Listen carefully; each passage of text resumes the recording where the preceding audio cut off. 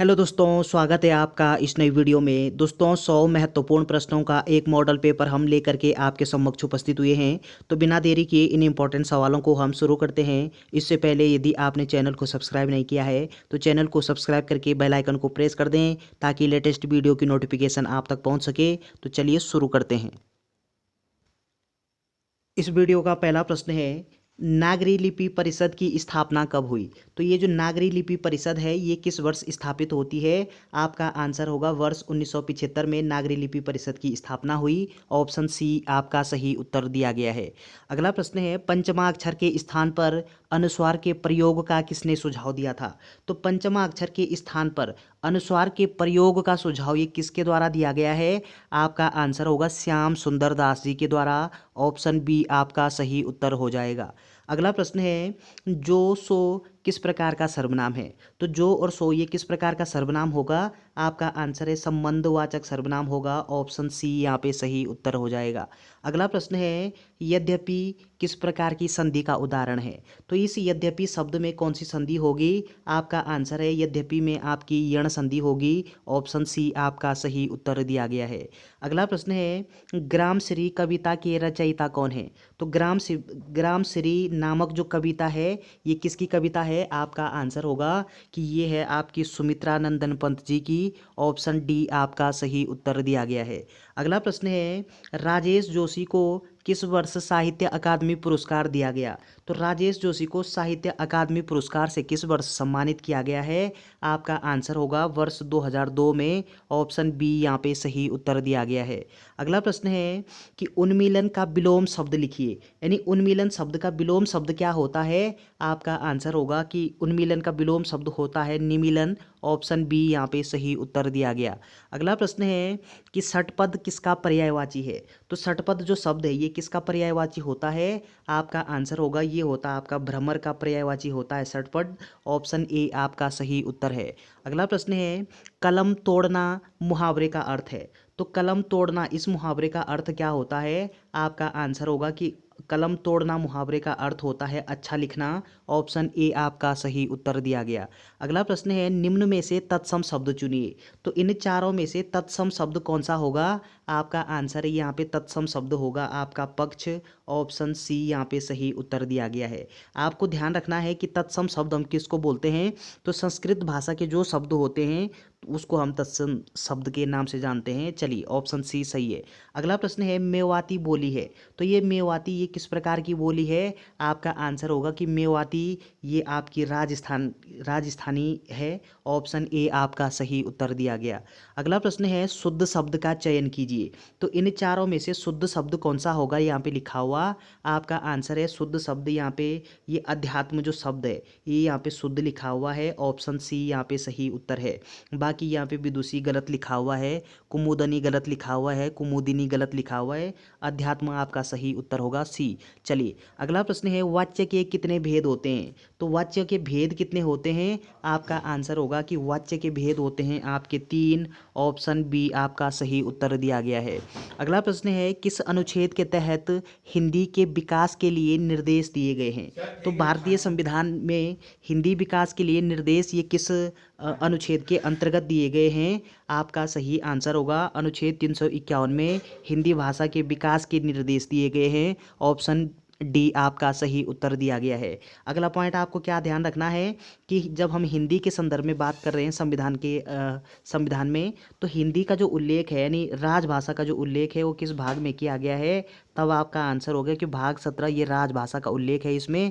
तो चलिए अगला प्रश्न है कि प्रथम राजभाषा आयोग 1955 के अध्यक्ष कौन थे?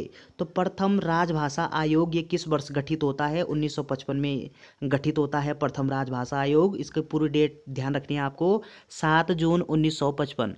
प्रथम राजभाषा आयोग का गठन होता है 7 जून 1955। और इसके जो अध्यक्ष थे, प्रथम अध्यक्ष कौन थे? आपका आंसर होगा कि इसके जो प्रथम अध्यक्ष थे वो आपके बी.जी. खैर थे। कौन थे? बी.जी. खैर अर्थात बाल गंगा खैर इनका पूरा नाम होता है। ऑप्शन बी यहाँ पे सही उत्तर हो जाएगा। अगला प्रश्न है, ऐसे शब्द जिनकी उत्पत्ति का ज्ञान नहीं होता कहे जाते हैं। तो उन शब्दों को क्या बोलते हैं जिनकी उत्पत्ति का पता नहीं चला, जिनकी उत्पत्ति का हमको ज्ञान नहीं प्राप्त होता है, उन शब्दों को किस नाम नाम से जानते हैं? आपका आंसर होगा उनको कहते हैं देशज शब्द। ऐसे शब्द जिनकी उत्पत्ति का पता नहीं चला उनको देशज शब्द कहते हैं। ऑप्शन डी सही है। अगला प्रश्न है, निम्न में से किस पत्र को उत्तम शैली में लिखा जाता है? तो कौन सा पत्र है जिस पत्र को उत्तम शैली में लिखा जाता है? आपका आंसर होगा कि वो जो पत्र होगा आपका अर्ध सरकारी जो पत्र होता है इसको उत्तम शैली में लिखा जाता है। ऑप्शन सी आपका सही उत्तर है। अगला प्रश्न है कि विश्व हिंदी दिवस किस तिथि को मनाया जाता है? तो ये आप जानते हैं कि विश्व हिंदी दिवस ये किस तिथि को मनाते हैं? आपका सही उत्तर है कि विश्व हिंदी दिवस, ये आसान सा सवाल होगा आपके लिए। आपका सही उत्तर है 10 जनवरी को विश्व हिंदी दिवस के रूप में मनाई जाती है। ऑप्शन बी आपका सही उत्तर है। और 14 सितंबर ये क्या होता है? राष्ट्रीय हिंदी दिवस होता है 14 सितंबर को, और विश्व हिंदी दिवस होता है 10 जनवरी को। अगला पॉइंट क्या ध्यान रखना आपको कि हिंदी पत्रकारिता दिवस कब मनाया जाता है? तब आपका सही आंसर होगा कि 30 मई को हिंदी पत्रकारिता दिवस के रूप में मनाया जाता है। तो 3 दिवस आपको ध्यान रखने हैं। चलिए अगला प्रश्न है, निम्न में से व्यक्तिवाचक संज्ञा का चयन कीजिए। तो इन चारों में से व्यक्तिवाचक संज्ञा कौन सी होगी? आपका आंसर है व्यक्तिवाचक संज्ञा का उदाहरण यहाँ पे गंगा दिया गया है। ऑप्शन ए आपका सही उत्तर हो जाएगा। अगला प्रश्न है, निम्नलिखित में से अल्प विराम चिन्ह का चयन कीजिए। तो अल्प विराम चिन्ह कौन सा होगा? आपका सही उत्तर है कि ये जो डी ऑप्शन यहाँ पे सही हो जाएगा आपका। चलिए अगला प्रश्न है कि राज्य में नवीकरणीय ऊर्जा नीति की घोषणा कब की गई?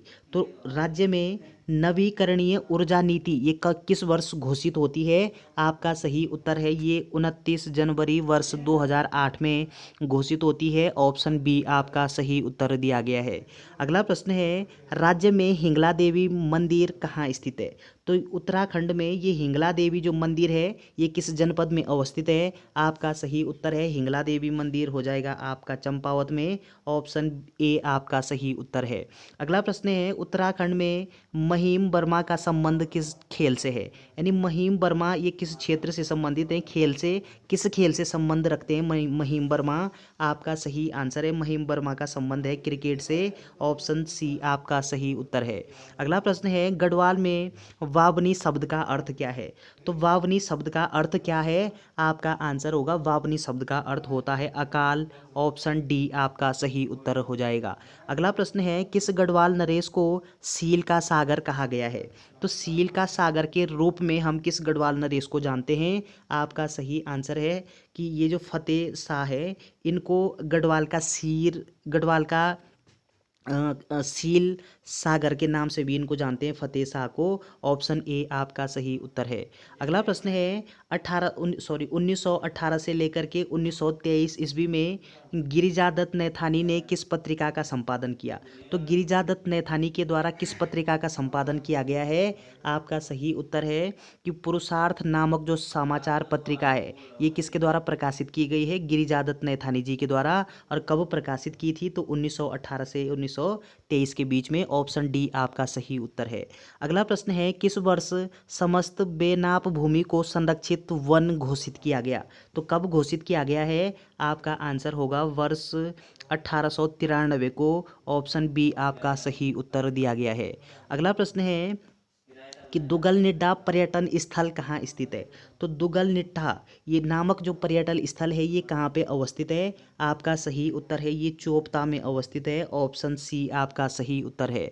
अगला प्रश्न है, FL2 नीति का संबंध किससे है? तो FL2 नीति इसका संबंध किस क्षेत्र से है? आपका आंसर है FL2 जो नीति है ये शराब नीति है, शराब से संबंध रखती है। ऑप्शन सी आपका सही उत्तर दिया गया। अगला प्रश्न है कि पंचम राज्य वित्त आयोग के अध्यक्ष कौन है? तो पंचम जो वित्त आयोग के अध्यक्ष हैं, राज्य वित्त आयोग के अध्यक्ष वो कौन है इन चारों में से? आपका सही उत्तर है वो हो जाएंगे आपके इंदु कुमार पांडे। ऑप्शन डी आपका सही उत्तर दिया गया है। अगला प्रश्न है, राज्य के पहले कार्बन न्यूट्रल चिड़ियाघर का शिलान्यास कब किया गया है? यानी कहाँ किया गया है? तो आपका सही उत्तर होगा कि राज्य में जो पहला कार्बन न्यूट्रल चिड़ियाघर है इसका शिलान्यास किया गया है आपका हल्द्वानी में। ऑप्शन सी आपका सही उत्तर हो जाएगा। अगला प्रश्न है राज्य का नवीनतम नगर निगम कौन सा है? तो नगर निगम जो वर्तमान समय में स्थापित हुआ है, बनाया गया है, वो कौन सा होगा? इन चारों में से आपका सही उत्तर है, इन चारों में से बताना है आपको। आपका सही उत्तर है कि श्रीनगर जो नगर निगम है ये हाल ही में बनाया गया है। ऑप्शन डी आपका सही उत्तर दिया गया। अगला प्रश्न है एक शेर बराबर डॉट डॉट डॉट ग्राम होता है। तो एक शेर बराबर कितने ग्राम होता है? आपका आंसर है एक शेर बराबर होता है 500 ग्राम। ऑप्शन बी आपका सही उत्तर हो जाएगा। अगला प्रश्न है किस तिथि को राज्य में प्रेरणा दिवस के रूप में घोषित किया गया है?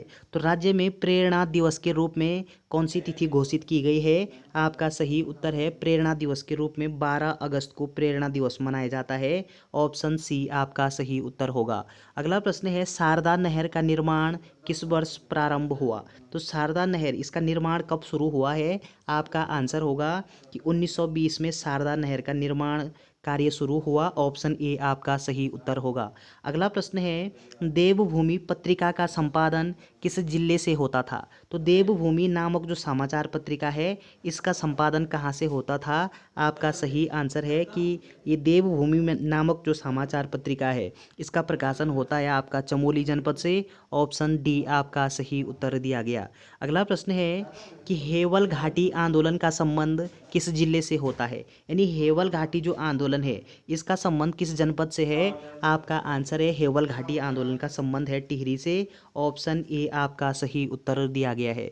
अगला प्रश्न है उत्तराखंड में ठुल खेल का क्या अर्थ है? यानी ठुल खेल इसका अर्थ क्या है उत्तराखंड में?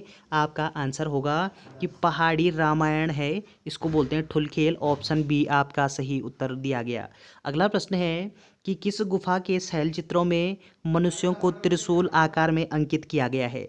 तो कहाँ पे किया गया? आपका सही आंसर होगा कि ये जो ग्वारख्या गुफा है इस ग्वारख्या गुफा में क्या किया गया है कि मनुष्य को त्रिशूल आकार में यहाँ पे अंकित किया गया है। ऑप्शन डी आपका सही उत्तर दिया गया।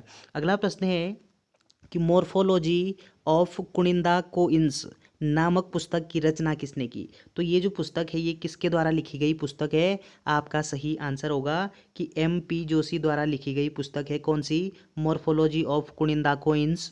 ऑप्शन सी आपका सही उत्तर दिया गया। अगला प्रश्न है किस ताम्रपत्र में उद्यान के लिए वटक शब्द का प्रयोग किया गया? तो उद्यान के लिए वटक शब्द का प्रयोग ये किस ताम्रपत्र में किया गया है? आपका सही आंसर होगा कि तालेश्वर जो ताम्रपत्र है इसमें किया गया है। ऑप्शन ए आपका सही उत्तर है। अगला प्रश्न है बात कट्टी प्रथा का संबंध किस जनजाति से है? तो बात कट्टी नामक जो प्रथा है इस प्रथा का संबंध किस जनजाति से होना चाहिए? आपका सही आंसर है कि थारू जनजाति से इसका संबंध। ऑप्शन डी आपका सही उत्तर दिया गया। अगला प्रश्न है उत्तराखंड में डोली सेवा की शुरुआत किस वर्ष हुई? तो डोली सेवा ये कब शुरू होती है उत्तराखंड में? आपका सही आंसर है डोली सेवा शुरू होती है वर्ष 2012 में। ऑप्शन डी आपका सही उत्तर है। अगला प्रश्न है कॉमनवेल्थ गेम्स 2012 में लक्ष्य सेन ने कौन सा पदक जीता? तो 2022 का जो कॉमनवेल्थ गेम्स हुए हैं इस गेम्स में लक्ष्य सेन के द्वारा कौन सा पदक जीता गया है? आपका सही आंसर होगा स्वर्ण पदक जीता गया। ऑप्शन ए आपका सही उत्तर दिया गया। अगला प्रश्न है FRI स्थित वानिकी संग्रहालय के कितने अनुभाग हैं? तो FRI के कितने अनुभाग हैं? आपका सही आंसर होगा FRI के हैं आपके 6 अनुभाग। ऑप्शन सी यहाँ पे सही उत्तर है। अगला प्रश्न है UKSSC की स्थापना किस वर्ष हुई थी? तो UKSSC इसका पूरा नाम होता है हिंदी में अधीनस्थ सेवा उत्तराखंड अधीनस्थ सेवा चयन आयोग, और ये आपका देहरादून में अवस्थित है। ये आप सब जानते हैं ये कब स्थापित होता है, पूरी डेट ध्यान रखनी है आपको। आपका सही आंसर होगा कि 17 सितंबर 2014 को इसकी स्थापना होती है। ऑप्शन बी आपका सही उत्तर है। अगला प्रश्न है कि बिसपुरिया गुफा का संबंध है। तो बिसपुरिया नामक जो गुफा है इस गुफा का संबंध किससे होना चाहिए? आपका सही आंसर है चक्राता से इसका संबंध है। ऑप्शन ए यहाँ पे सही उत्तर है। अगला प्रश्न है सुमेरु गुफा का संबंध किस जिले से है? तो सुमेरु जो गुफा है इसका संबंध किस जनपद से होना चाहिए? आपका सही आंसर है कि पिथौरागढ़ जनपद से संबंध रखता है सुमेरु गुफा। ऑप्शन डी यहाँ पे सही उत्तर है। अगला प्रश्न है, किस वर्ष कॉमन पीकॉक को राज्य तितली घोषित किया गया? तो ये आप सब जानते हैं कि उत्तराखंड का राज्य तितली ये क्या है? कॉमन पीकॉक है। और किस वर्ष घोषित किया गया है? आपका आंसर होगा कि वर्ष 2016 में घोषित किया गया है। ऑप्शन सी यहाँ पे सही उत्तर हो जाएगा। अगला प्रश्न है कि कनकट्टा बैल बनाम भ्रष्टाचार आंदोलन का संबंध किस जिले से है? तो कनकट्टा बैल आंदोलन ये जो हुआ है उत्तराखंड में किस जनपद में हुआ है? ये कनकट्टा बैल आंदोलन ये भ्रष्टाचार के खिलाफ होने वाला एक प्रकार का आंदोलन है कनकट्टा बैल आंदोलन। और इसका जो संबंध है वो किस जनपद से है, कहाँ पे हुआ है? आपका सही आंसर है ये हुआ है आपका अल्मोड़ा जनपद में। ऑप्शन बी आपका सही उत्तर हो जाएगा। अगला प्रश्न है, स्वामी विवेकानंद जी ने उत्तराखंड की यात्रा कितने बार की थी? तो स्वामी विवेकानंद पूछा गया है आपसे कि स्वामी विवेकानंद ने उत्तराखंड की यात्रा कितने बार की है? आपका आंसर होगा कि 4 बार स्वामी विवेकानंद जी के द्वारा उत्तराखंड की यात्रा की गई। ऑप्शन डी आपका सही उत्तर है। अगला प्रश्न है, टिहरी में सेम मुखेम मेला किस तिथि को लगता है? तो सेम मुखेम का जो मेला है वो कहाँ पे आयोजित होता है? टिहरी में। और किस तिथि को आयोजित होता है, किस तिथि को मनाया जाता है, किस तिथि को लगता है? आपका सही आंसर होगा कि 26 नवंबर को। ऑप्शन बी आपका सही उत्तर हो जाएगा। और 26 नवंबर को एक दिवस के रूप में भी मनाया जाता है, वो आपको ध्यान रखना है। संविधान दिवस कब मनाया जाता है? 26 नवंबर को। तो चलिए अगला प्रश्न है, उत्तराखंड में भकार शब्द का प्रयोग किसके लिए होता है? तो भकार शब्द ये किसके लिए प्रयुक्त होता है? आपका सही आंसर है खाद्यान्न भंडारण या फिर खाद्यान्न संरक्षण के लिए। ऑप्शन सी आपका सही उत्तर दिया गया है। अगला प्रश्न है, अल्मोड़ा मुख्य डाकघर भवन ने किस वर्ष अपनी स्थापना के 100 वर्ष पूरे किए हैं? तो किस वर्ष अपनी स्थापना के 100 वर्ष पूरे किए गए हैं? आपका सही आंसर है कि 100 वर्ष पूरे हुए हैं वर्ष 2005 में।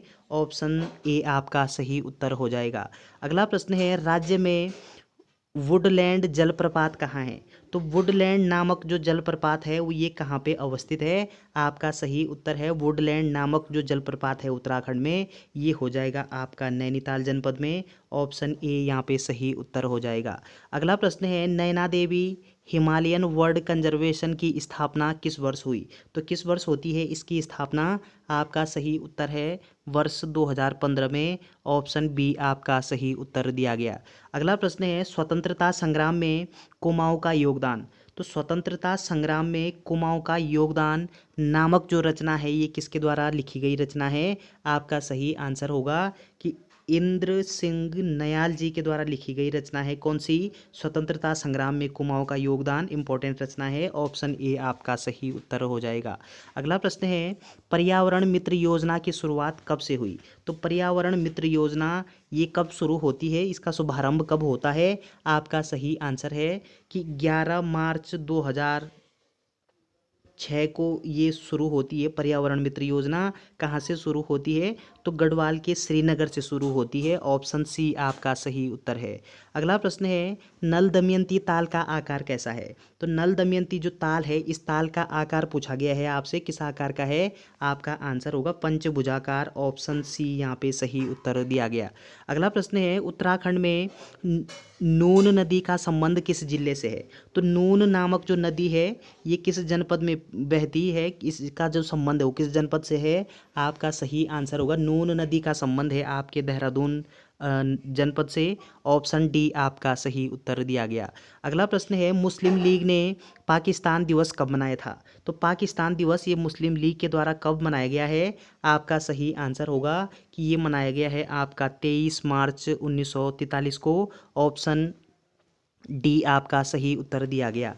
अगला प्रश्न है, विश्व का सर्वाधिक सक्रिय ज्वालामुखी है। तो विश्व का सर्वाधिक सक्रिय ज्वालामुखी कौन सा होना चाहिए इन चारों में से? आपका आंसर होगा कि किलायू। ऑप्शन ए आपका सही उत्तर दिया गया है।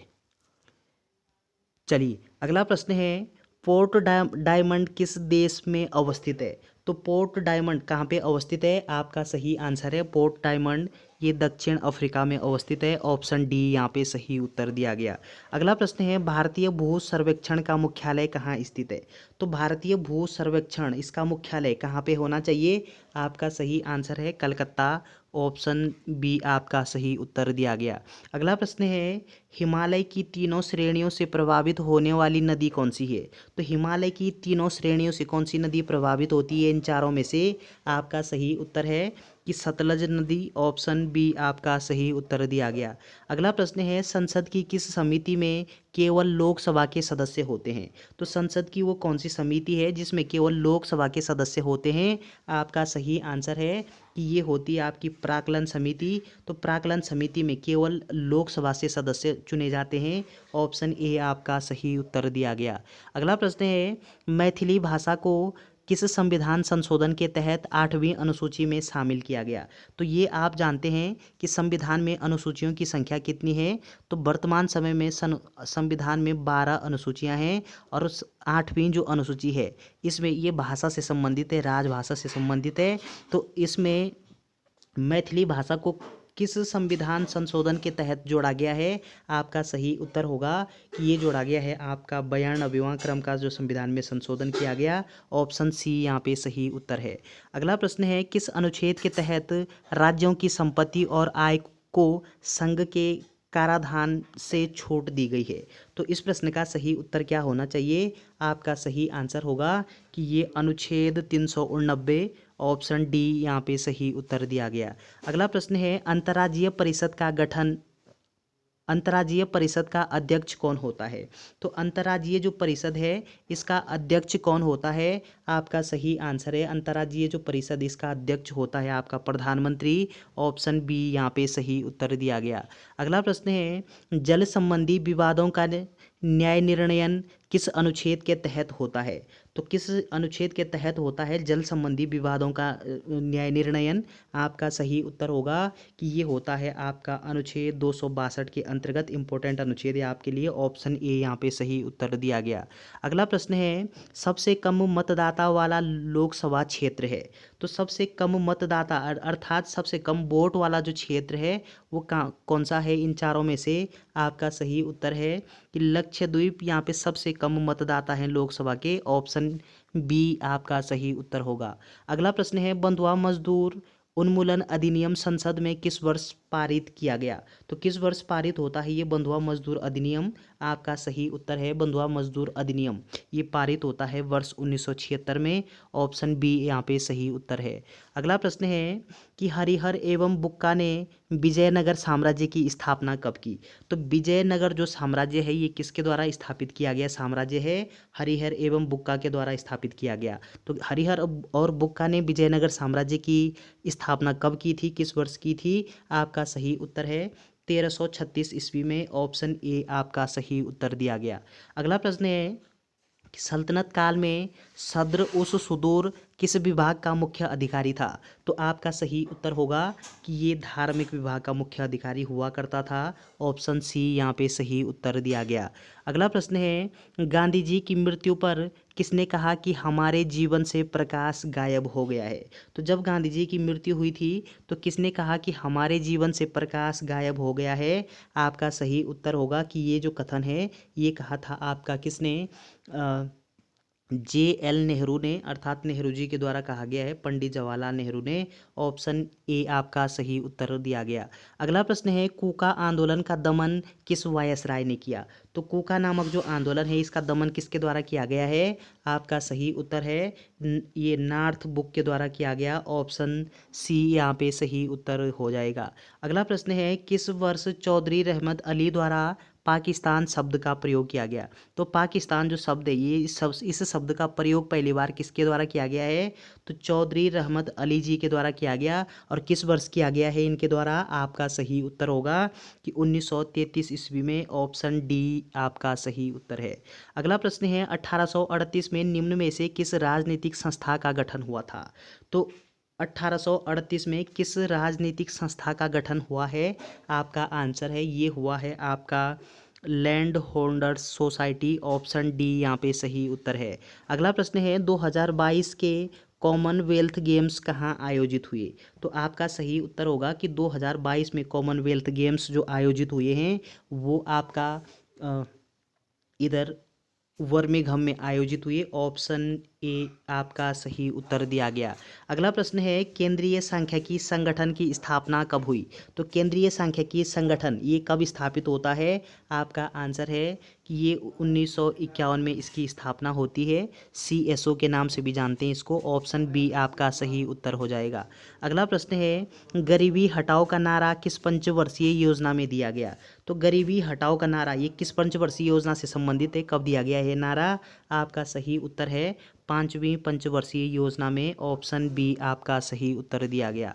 अगला प्रश्न है नीति आयोग ने कितने वर्ष का कार्य एजेंडा लागू करने का निर्णय लिया है? तो कब कितना का लिया गया है, कितने वर्ष का लिया गया है? आपका आंसर होगा कि 3 वर्ष का। ऑप्शन सी यहाँ पे सही उत्तर होगा। अगला प्रश्न है वर्तमान समय में IMF में कितने सदस्य देश हैं? तो IMF में कितने सदस्य देश हैं वर्तमान समय में? आपका सही उत्तर होगा कि यहाँ पे हो जाएंगे 190। ऑप्शन सी आपका सही उत्तर है। अगला प्रश्न है एक बाइट में कितने निब्बल होते हैं? तो एक बाइट बराबर कितने निब्बल होंगे? आपका आंसर है कि एक बाइट बराबर 2 निब्बल। ऑप्शन सी यहाँ पे सही उत्तर दिया गया। अगला प्रश्न है ब्लॉग शब्द किन 2 शब्दों से मिलकर बना है? तो ब्लॉग किन किन 2 शब्दों से मिलकर के बना हुआ है? आपका सही उत्तर होगा कि वेब और लॉग शब्द से। ऑप्शन सी यहाँ पे सही उत्तर दिया गया।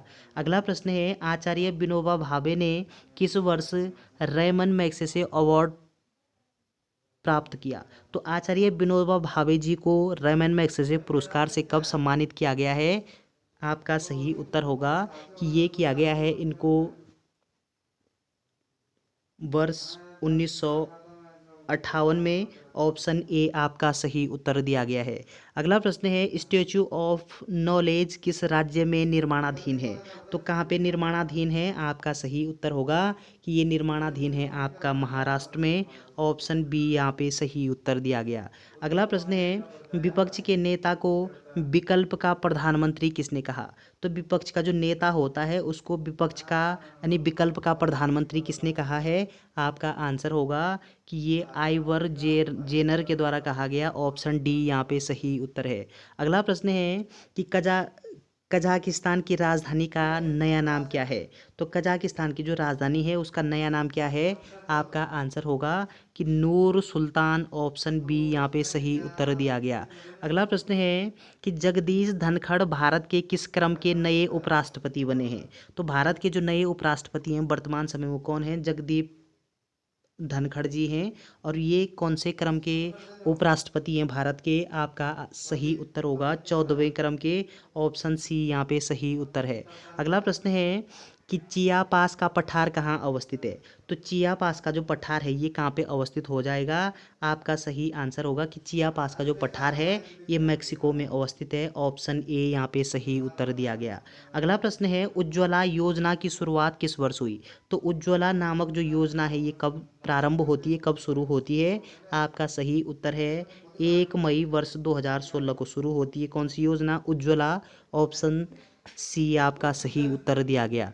अगला प्रश्न है भारत में उच्च सदन अर्थात उच्च सदन किसको बोलते हैं? राज्यसभा को का गठन किस वर्ष हुआ?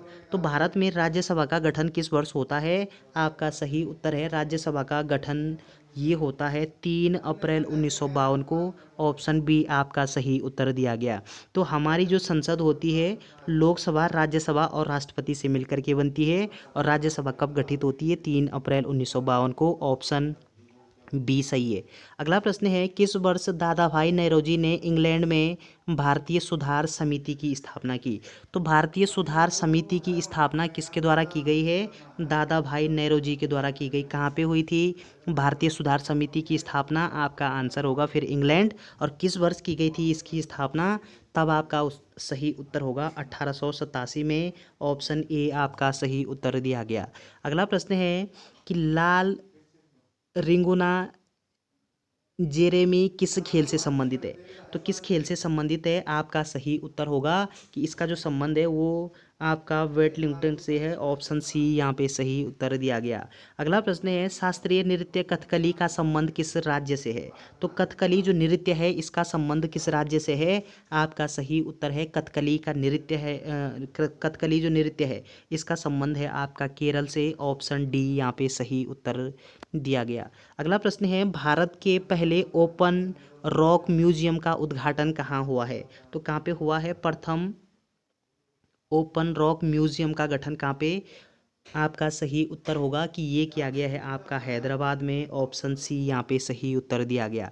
अगला प्रश्न है एक कक्षा में राहुल का स्थान ऊपर से 15वां है और नीचे से 18वां है, कक्षा में कुल कितने विद्यार्थी हैं? तो ये रीजनिंग का सवाल है आपके लिए। आपका सही आंसर क्या होगा कि एक कक्षा में राहुल का स्थान ऊपर से है 15वां, ऊपर से 15वां स्थान है और नीचे से पूछा गया है और नीचे से 18वां स्थान है, तो कुल कितने विद्यार्थी होंगे? आपका सही आंसर होगा कि जब आप इसको सॉल्व करते हो तो आपका जो सही उत्तर है वो 32 हो जाएगा, ऑप्शन बी यहाँ पे सही उत्तर दिया गया।